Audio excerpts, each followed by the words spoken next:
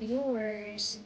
Ngayon, magre-recap po tayo ng mga propagated na cactus. So, masyado na kasi siyang dami. Kikita natin dito sa cute na eggplant. Nakita ko po sa Lazada.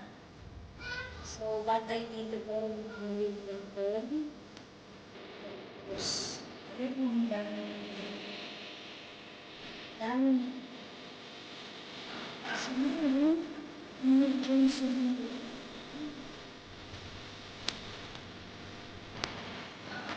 Person, goodness, and the persons,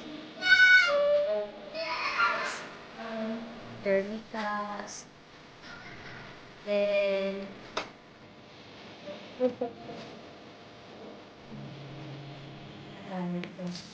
so, itong mga propagated cactus ko, usually sa mga plant, kahit ngayon, marami pa rin po yung bilis niya.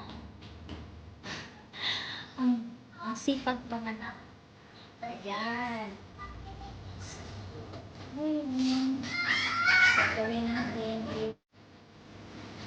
So, may nalipat na siya dito sa magandang pan. So, ang kagandahan ng eggplant ito, pwede mo so,